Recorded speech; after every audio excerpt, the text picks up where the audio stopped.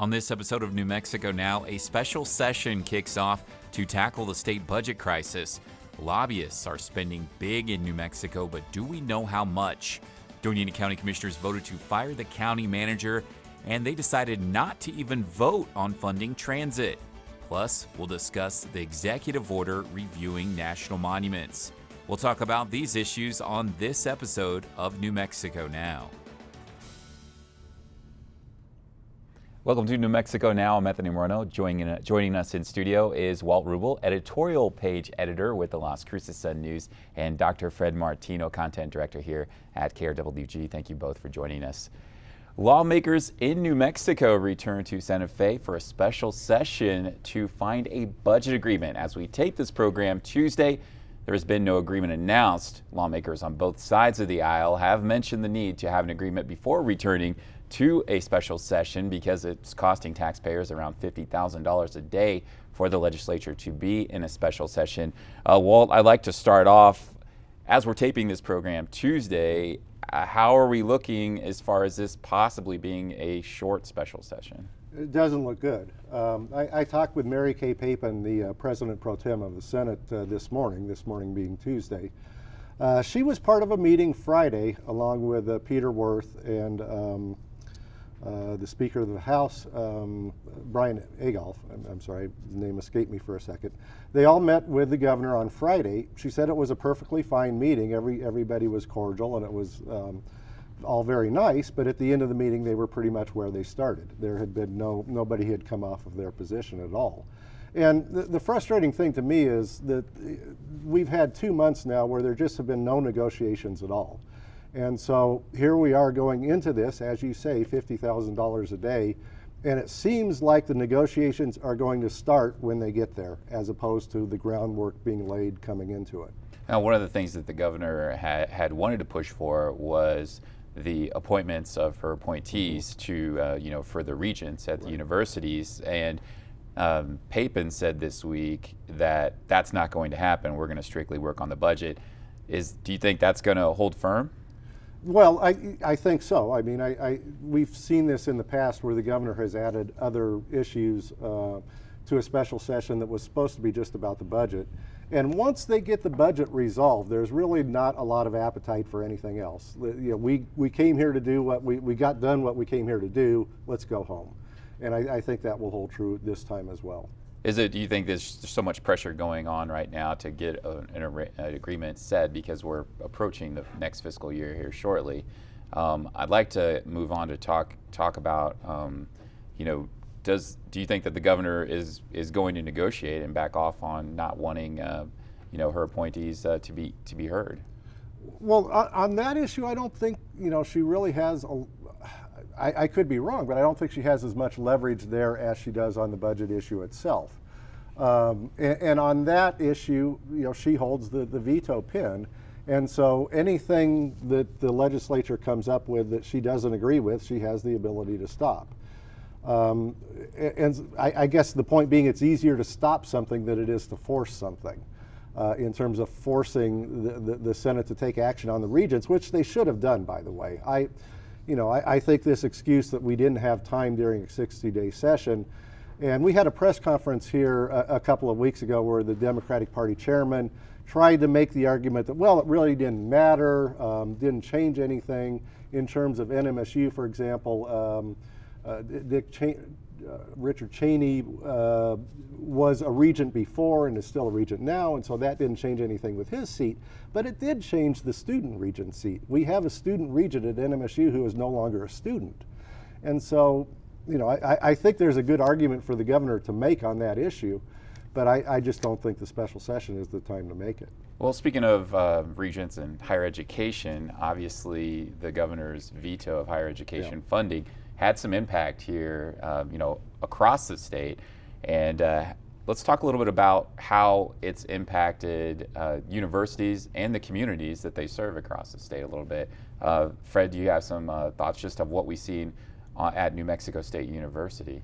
Yeah, we had a story this week on KRWG Radio. As you know, you introduced the story on Morning Edition, where I talked to a number of people about this issue. A student in New Mexico State who said, you know, this uncertainty is really difficult, and also criticized the number of job cuts, concerns about what does the future hold in terms of funding for higher education. There's also concern about K-12 as well. Folks will remember that when the whole budget debate began, a key part of Governor Martinez's plan was to cut compensation for state workers, including teachers, by 3.5%. And one of the people that I talked with in the story that we did was Mary Parr Sanchez, who is now Vice President of NEA New Mexico. She's a Las Cruces educator, and she said she was shocked by that proposal. We have, of course, interviewed school superintendents in the past who've said we're already having a hard time recruiting teachers because pay is not competitive. I mean, if you look at Las Cruces, starting pay for a teacher is $34,000 a year. In El Paso, it's $44,000 or more, depending on the district. So now we're $10,000 or more less, and now the proposal was to cut compensation by another 3.5% through a pension swap. Right. That would be very difficult for, I think, some superintendents to swallow. Right. And you know, not only you mentioned recruit teachers, but I mean, what about possibly retaining teachers? Keeping them, yes. I get the sense that's off the table. I don't know for sure, but my understanding now is that we're down to basically two different competing bills. There is the Senate bill that passed, and that had the gas tax and the tax on new car sales and internet sales, would have delayed the phase-in for the corporate tax that was passed a few years ago. The Senate is still sticking with that plan, and it did get fairly good bipartisan support in the Senate, not in the House. House Republicans have introduced their own plan. It would essentially take money from capital outlay projects and from the legislature's retirement account. And I get the sense that those are the two competing plans right now. And I wouldn't be surprised if they take a little bit of both. I mean, taking money from capital outlay is always an easy one-time fix because there's so much money sitting in that pool going unspent. And so that might be kind of an easy way to get by the current emergency, which is what everybody agrees to do. I mean, the governor's decision to veto all of the funding for higher education has really kind of turned this from a debate into a crisis. And so everybody agrees they need to get that resolved first. Yeah, and looking at this idea of a complete reform of GRT is something that, again, is very difficult because we do not have good, reliable numbers as of this taping right now as to what that would do. And you probably read this week, Democratic Senator Pete Campos, he came out with a statement on this. He said, the governor's demand that comprehensive tax reform be approved before funding for higher education is restored is neither prudent nor possible. He says there's virtually no disagreement that tax reform is necessary, but to do it in a matter of a few days without any reliable data on the likely or even possible effects it will have months from now would be irresponsible. And, you know, I think that is a powerful statement that, you know, if you're going to have something as sweeping as tax reform, to not have a very good estimate of what it will do, it's confusing to some as to why it's a debate. Well, why it's being talked about. Yeah, Senator Papin told me this morning that they were still printing that bill. So they're getting ready to meet tomorrow, and they still haven't had that bill printed yet. And this would massively overhaul the entire gross receipts tax. It's something that Jason Harper's been working on for years.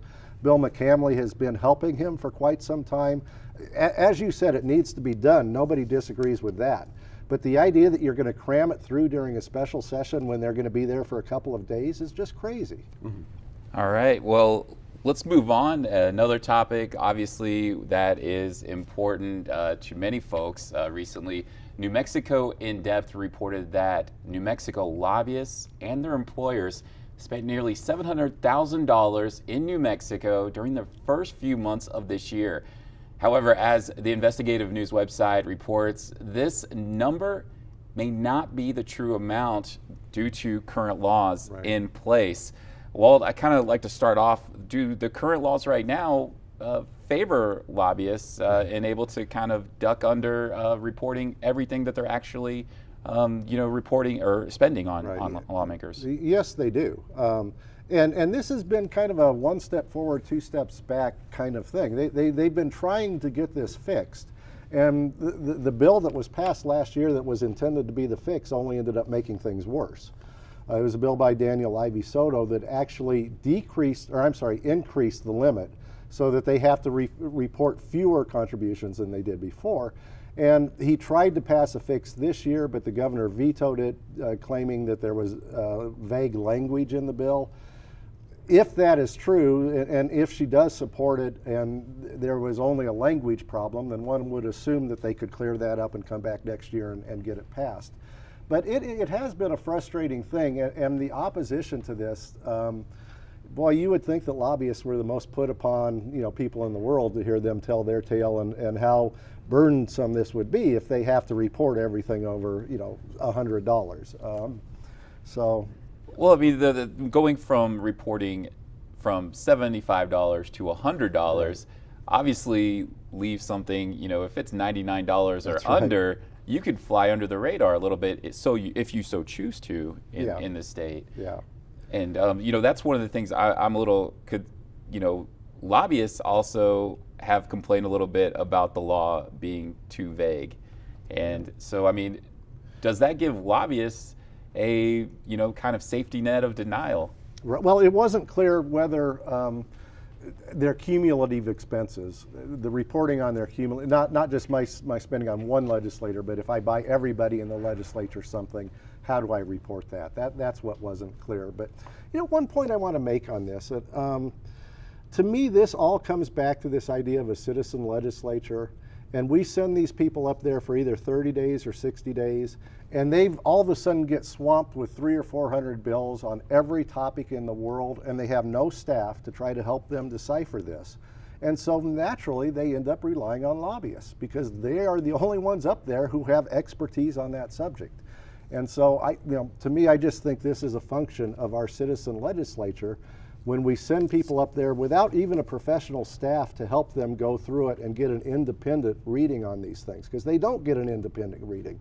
They get a reading from the lobbyist who represents this side and the lobbyist who represents that side. And sometimes we're talking about really big money. Yeah. So New Mexico In Depth pointed out very well that we don't know the full extent, but we do know a lot by looking at campaign finance reports. And for folks who are watching this show, if you go to followthemoney.org, you can do research quite easily to find out about a candidate, where they're getting their money, about a particular industry, even a particular donor. You can do research on that. We did one query, certainly in New Mexico, energy and natural resources comes up a lot. We have a gas tax proposal that the governor has resisted during this session, of 10 cents increase in the gas tax.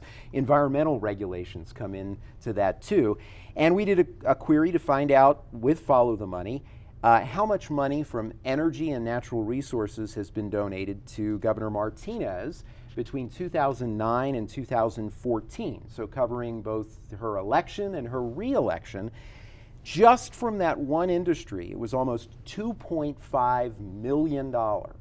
So, this is really interesting when you talk about a state where we only have one really major media market, Albuquerque. That's a lot of money from one industry. One of the other things that has been brought up with this whole issue is the fact that the laws in place are kind of left up to the Secretary of State's discretion on a lot of things to really go after who they should choose. I mean, do the laws in place right now give the Secretary of State power to possibly even go after political opponents? They do, and it's not only that part; it's also the enforcement part. More often than not, these things get uncovered by somebody's political opponent as opposed to, once again, an independent investigator in the Secretary of State's office. So I think both things are true. I think it is written so broadly that the Secretary of State has wide discretion, and the Farmington Times did a story a couple of years ago when Diana Duran was still the Secretary of State on how many fines were waived. She would, fine somebody $50 and then waive the fine as soon as they would send in their renewed or updated information.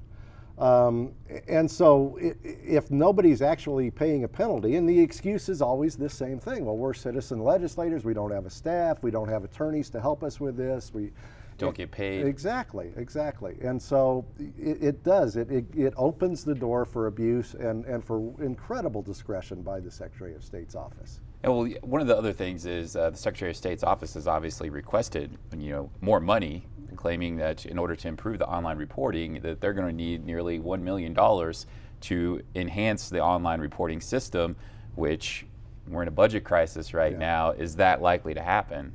That's the question I'm curious about. Yeah, well, probably not this year. Well, it's going to be interesting to see, how that is played. But we have to move on to the next topic now. The actions here in Doña County of the County Commission recently voting to terminate County Manager Julia Brown's contract and declining to bring forth a resolution to fund bus transit in the county has drawn some sharp criticism from residents. I'd like to start off with just the firing of Julia Brown as county manager. Now, the commission obviously made noise earlier this year when they wanted to review Brown's contract. They didn't take action then when they were doing that. Why take action 2 months later? I'm curious about that, Walt. I am too, and I think the entire community is, because they haven't explained it.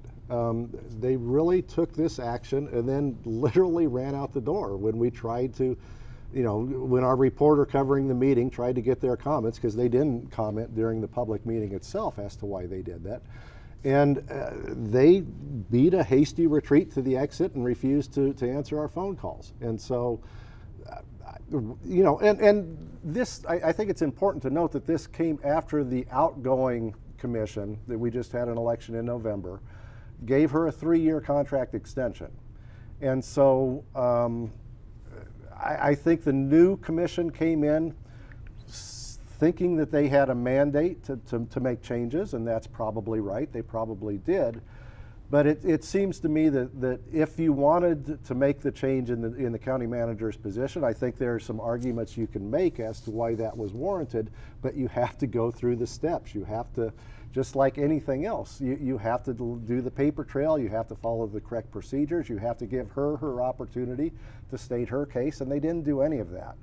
And so, and I think you specifically in an editorial in the Sun News said that an evaluation should have been done, a personnel evaluation, before actually making the vote. She was awaiting that.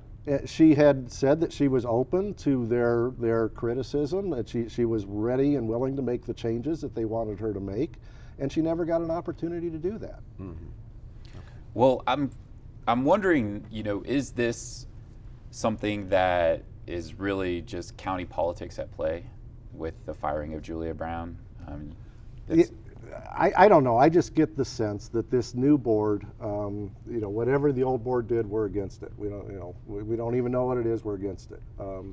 It just seems to me like there's a lot of reflexiveness going on, and with the county, there's so much intrigue over there, and I never know where the sheriff is lurking in all of this, but I suspect he's in there somewhere. I suspect that Sheriff Vigil is behind the scenes pulling the strings on a lot of this. One of the other things that the county commission did was they refused to take up the county transit system funding up for a vote with, it was reported, supporters and the public in audience waiting to be heard. Right. And it didn't even get called to a vote. I'm curious, what does this message send to people who are using the county transit system? This is another instance where us taping on Tuesday may be a problem, because as we're taping this, the county commission is meeting.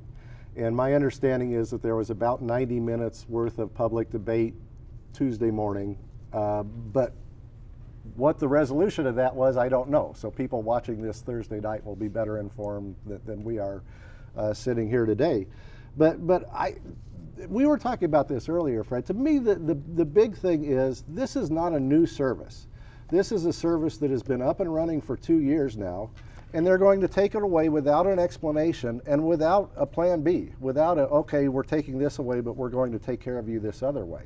Yeah, and I think supporters of the transit service, as you know, were very upset that there was not even any discussion. Essentially, again, getting an understanding of why is this being done. And we're also, advocates for the service say, and you talked about this in an editorial in the Sun News, by cutting the $350,000 that was requested, the county actually loses even more money because there was almost $500,000 additional federal money that would come if the county spent the $350,000.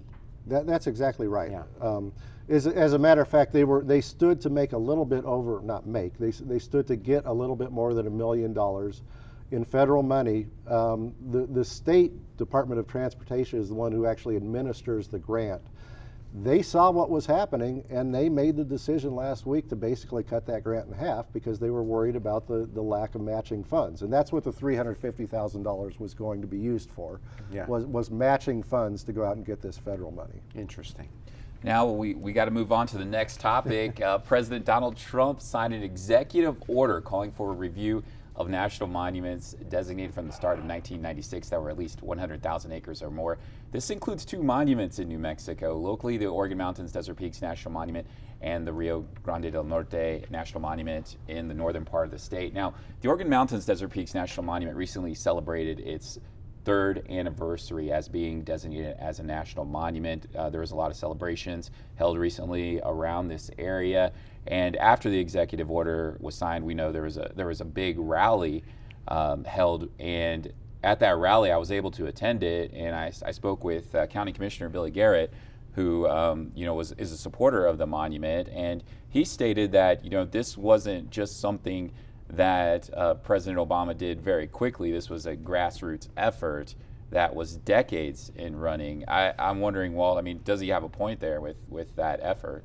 He does. The thing is, though, it didn't result in a vote either by Congress or the people. He's right. It was decades is probably right, a very long, many years effort by a very dedicated group of people. But in the end, it was one person, a president, making that decision for our community. I strongly believe that if it had been put to a vote here locally, that it would have gotten the support. But that's just my belief. I can't prove that. And I think, and beyond that, the opponents will tell you that even if it does have broad support, that doesn't matter, because under the Antiquities Act, which was how this was passed, it specifies that it can only be used for the smallest footprint needed in order to protect whatever it is we're trying to protect. And so their argument is more of a legal argument that, even if it is doing well for tourism, and even if all of these other things that the supporters are saying is true, the way it was passed in the first place still doesn't conform with the original wording of the Antiquities Act. And as you know, supporters of the monument as it currently stands say there's another legal argument, which is that President Trump cannot change another president's monument designation. So I have a feeling this is going to end up in the courts, if not for our monument, certainly for Bears Ears in the Utah area.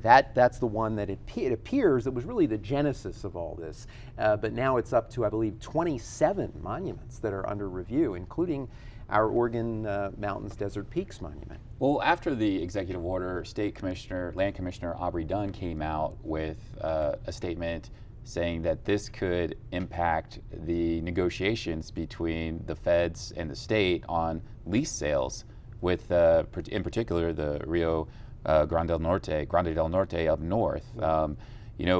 Could New Mexico possibly lose money out of this deal if if this is just even held up a little bit?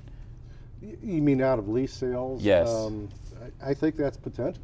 Yeah, that's possibly potentially the case. Honestly, I don't know a whole lot about that part of it, but I think my understanding is sort of the same as Fred's. I think this all started around Utah and the bears here, and apparently there isn't the same local support for that monument that there is here. And so if there is a legal test case, I think that will probably be it. And then even if that happened, I would assume it would take several years for that to filter down to us. Yeah. Well, President Trump obviously went after, criticized President Obama on this, using the Antiquities Act as a political tool. We know that President Obama obviously did declare many national monuments. I'm a little curious, is the Antiquities Act a political tool for presidents sitting in place? It wasn't intended to be. I mean, I think Roosevelt, wasn't it, that originally passed it? And you know, the intention was we had all of these treasures out there that didn't have protection, and we could see encroachment, and we could see populations growing up around them, and we wanted to do things to protect them.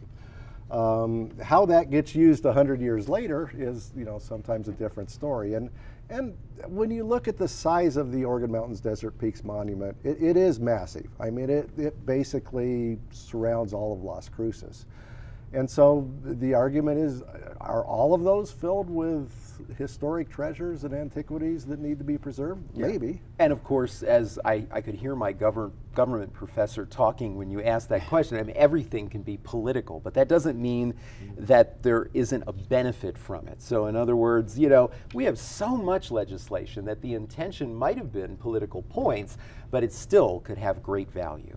Well, all right. Well, I want to thank you both for being here. Just to close on that note, though, I reached out to the Las Cruces district of the BLM, and they stated just in Dripping Springs alone, over 35,000 visitors in 2016. I want to thank you again for being here. Thank you so much. Remember, you could always keep up with us on social media. Like us on Facebook and follow us on Twitter at KRWG to get the latest news and programming announcements. And we would always love to hear your story ideas and topics for this program.